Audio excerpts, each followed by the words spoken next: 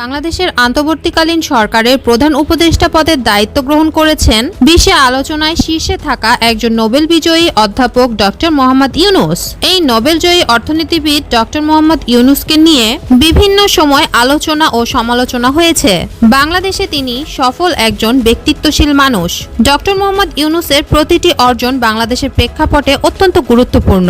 রাষ্ট্রপতি মোহাম্মদ শাহাবুদ্দিনের সঙ্গে তিন বাহিনীর প্রধানগণ ও বৈষম্য বিরোধী ছাত্র আন্দোলনের সমন্বয়কারীদের বৈঠকে নোবেল বিজয়ী অধ্যাপক ডক্টর মোহাম্মদ ইউনূসকে বাংলাদেশের অন্তর্বর্তীকালীন সরকার প্রধান করার পর দেশের মিডিয়ায় আলোচনায় আসে মোহাম্মদ ইউনূসের অর্থ সম্পদ নিয়ে। বাস্তবে কত টাকার মালিক মোহাম্মদ ইউনূস?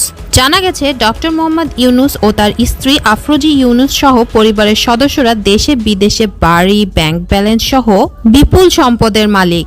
ঢাকার গুলশানে ডক্টর ইউনূসের আছে ৫,৪০০ বর্গফুটের ১২ কোটি টাকার ফ্ল্যাট। কলাবাগানেও আছে ৩ কোটি টাকা মূল্যের ৩,০০০ বর্গফুটের ফ্ল্যাট। এছাড়া স্পেনে রয়েছে রাজকীয় বাড়ি। চট্টগ্রাম সহ বিভিন্ন স্থানে রয়েছে জমি সম্পদ।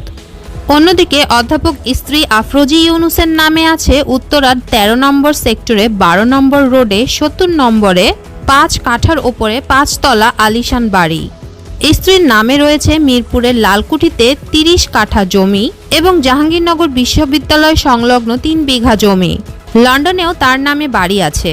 প্রাথমিক অনুসন্ধানে ডক্টর ইউনূস ও তার স্ত্রীর নামে এসব সম্পত্তির তথ্য মিলেছে। একাধিক সূত্রে জানা গেছে ডক্টর ইউনূসের নামে প্রায় ৫৪ কোটি টাকার সঞ্চয়পত্র আছে দেশে। নোবেল সহ বিভিন্ন পুরস্কারের টাকাও এর অংশ। যুক্তরাষ্ট্র, স্পেন, ফ্রান্স, সুইজারল্যান্ড সহ কয়েকটি দেশের ব্যাংকে ডক্টর মোহাম্মদ ইউনূস বিপুল পরিমাণ অর্থ গচ্ছিত রেখেছেন বলেও গুঞ্জন আছে। এছাড়াও বর্তমান স্ত্রী ও কন্যার নামে কয়েক কোটি টাকার সঞ্চয়পত্র। নোবেল পুরস্কার পাওয়ার পর ডক্টর মোহাম্মদ ইউনূস প্রথম স্ত্রী মেয়ে মনিকা ইউনূসের নামে যুক্তরাষ্ট্রে একটি ফ্ল্যাট ও ১০ কোটি টাকা নগদ অর্থ দিয়েছেন বলে অভিযোগ উঠেছে। প্যাকেজেস কর্পোরেশন পারিবারিক প্রতিষ্ঠান হলেও মূলত এটি ইউনূসের।